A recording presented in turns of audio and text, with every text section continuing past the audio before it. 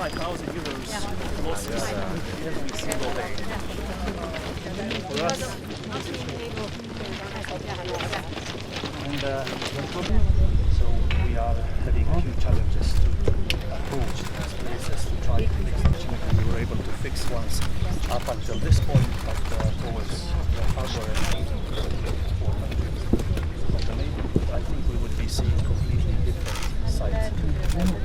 So first initial assessment.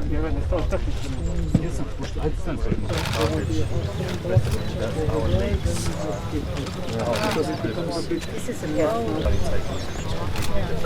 so they were working in both communities here and in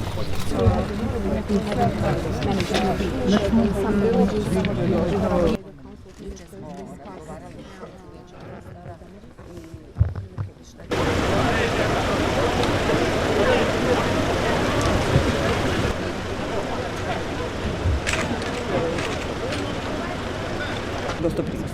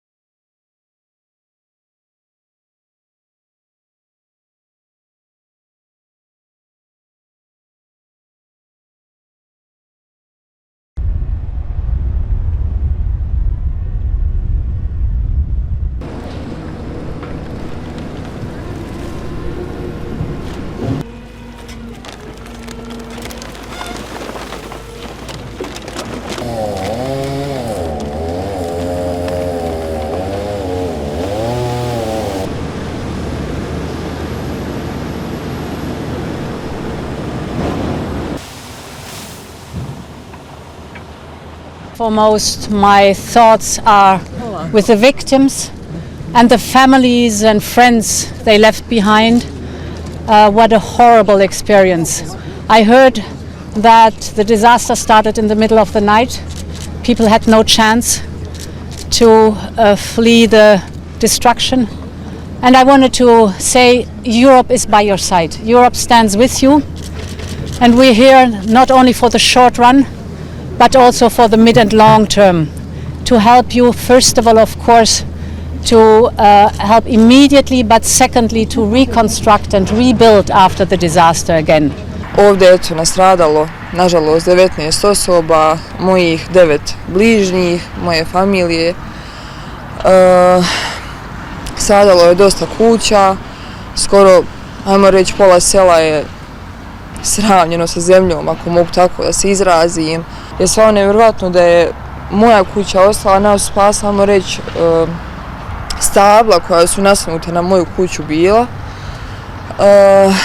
To nas je te noći, ajmo reći, spaslo. Do mene je bio moj amidža i strina. Oni su, nažalost, poginuli i rodica i rođak i njegov i od rodice i muž. Nažalost, svi su poginuli. Naime, prije evo tačno 21 dan desila se velika katastrofa ovdje u Donjoj Jablanici gdje je stradalo ukupno 19 osoba iz naselja Donja Jablanica i porušeno je nekih 20-ak objekata, totalno jako veliki broj objekata je oštećen i mislim da u ovom momentu grube procjene govore da je šteta negdje oko 50 miliona konvertibilnih maraka, što na objektima, što na infrastrukturi